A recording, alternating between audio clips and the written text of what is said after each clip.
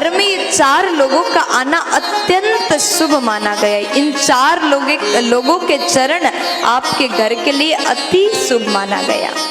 तो ध्यान से सुनिएगा, ये 4 लोग कौन हैं जिनके चरण घर में पड़ने से हमारे घर में सुख शांति आ जाता है।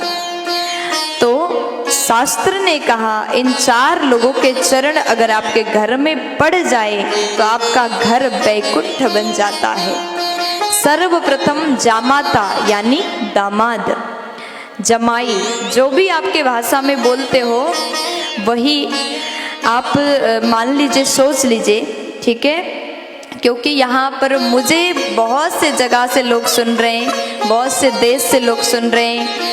दामाद के चरण, ज्वाई के चरण, सबके भाषा में बोलो, मुझे बहुत 2-4 भाषा में तो पता है लेकिन बहुत सारे भाषा में नहीं पता, ठीक है। तो जामाता संस्कृत में बोलते हैं। दामाद के चरण अति शुभ माना गया।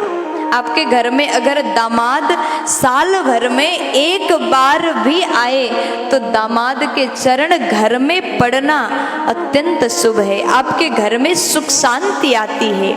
इसलिए कभी दामाद का निंदा मत करो, जमाई का तिरस्कार मत करो, दामाद का सम्मान करो। लेकिन दामाद के बारे में उतना बोलने की जरूरत मुझे नहीं है, क्योंकि दामाद जी अगर घर में आते हैं तो उनके लिए अलग ही स्वागत किया जाता है, 56 भोग खिलाया जाता है, खूब सेवा किया जाता है। और पहले दामाद जी और दूसरे नंबर में ननंद।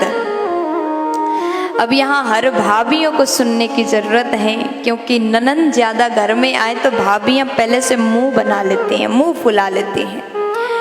ननंद अगर घर में आए तो वो चरण, ननंद के चरण भी अति शुभ माना गया।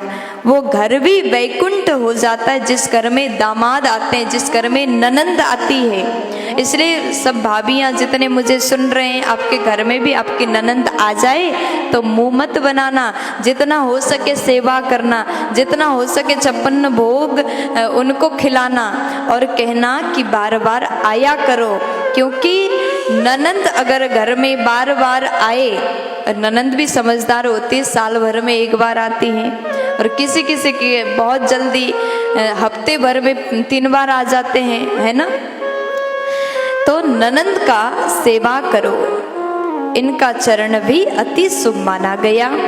तीसरे नंबर में कहा भांजा, ननंद के बेटा, भांजा के चरण भी अत्यंत शुभ है।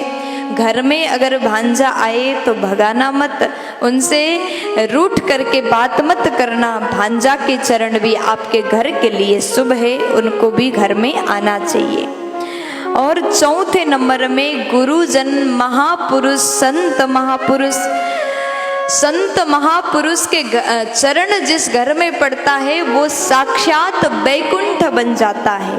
और संतों के चरण जिस घर में हो जाए वो घर के भाग्य खुल जाता है, उस घर के लोग धन्य हो जाते हैं जिस घर में संत का चरण आ जाता है, चरण पड़ता है।